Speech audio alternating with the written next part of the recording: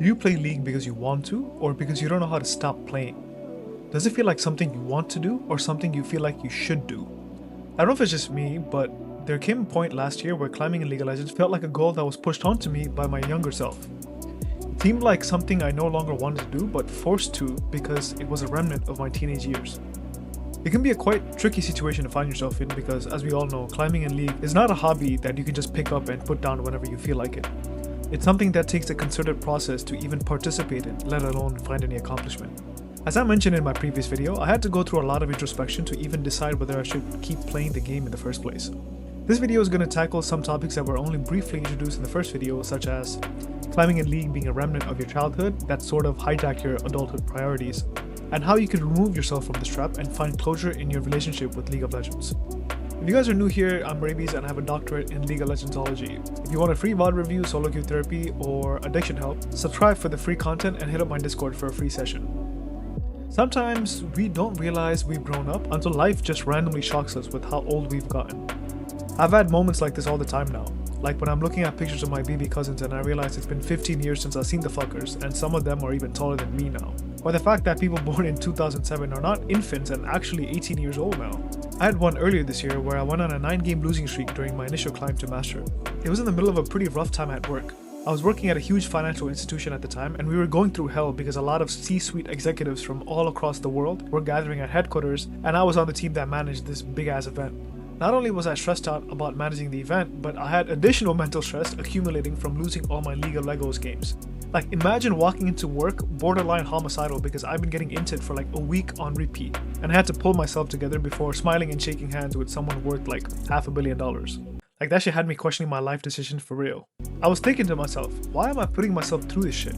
Especially when I already have so much to do. Why the hell do I care so much about the game in the first place? Sure, I wanted to climb to Master, but is it something I wanted to do? I sure as hell wanted to get to Diamond. I sure as hell wanted to teach other people how to get to Diamond, but did I really care about getting Masters? Not really. At least not at the time. So where was this desire coming from? This is something you guys might want to pay attention to because that desire to keep climbing higher and higher was not even mine to begin with. It was a remnant of my teenage desires. When I was a teenager, there was a lot of social clout to be gained by being the highest rank in the squad. And since I was cement stuck silver during my entire high school career, I had this unfulfilled desire still within me long after I graduated. Me trying to get to Master was some sort of coping mechanism that I had developed in order to get what I wanted, but couldn't in high school. Like sort of childhood trauma, but in League of Legends terms. Take this moment and reflect on why you play League.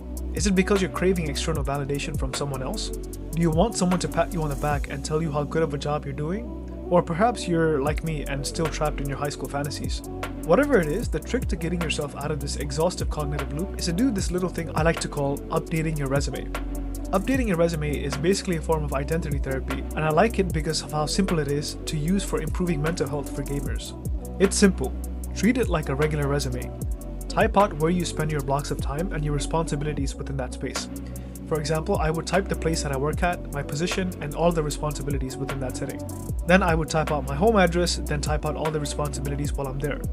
Then I would type out this channel and all the responsibilities I have for making videos and responsibilities for paying clients. This resume, just like any other, is a database of your responsibilities. While you aren't defined solely by your responsibilities, the type of responsibilities you shoulder say a lot about what kind of person you are. And why is this important when it comes to your relationship with League of Legends? It's simple. You know who doesn't have responsibilities? Children and teenagers. The reason why this exercise is really good is because it reminds you tangibly that you're not a fucking kid anymore. Remember my point at the start of the video about how life randomly reminds us of how much time flies? Instead of waiting around for life to backhand you with that moment of truth, let's use the resume method to get there ourselves. You see, every adult carries pieces of trauma they experienced when they were younger. This can range from a myriad of different behaviors, all stemming from all kinds of internal narratives. Sometimes they're so ingrained within our psyche, we can't even tell the difference between childhood trauma and adulthood trauma. Take a look at that resume that you finished. You probably have a good reason why you wrote down everything that you wrote down. You have work responsibilities because you need money to live. You have house responsibilities so you can live in a decent place. You probably also have social responsibilities to feel included within a social circle. Where does League fit in there? Having your very adult responsibilities be tangible right in front of you makes it easy to recognize whether League is another responsibility that the adult you want to shoulder, or if it's just leftovers from your childhood. By doing this exercise, you'll be able to consciously make a decision on whether you want to continue grinding League of Legends into your adulthood. Because there's nothing wrong with doing that if that's what you want, but I just want to make sure that you're not stuck playing League because you've simply fallen into the habit from your childhood and can't seem to get yourself out of it.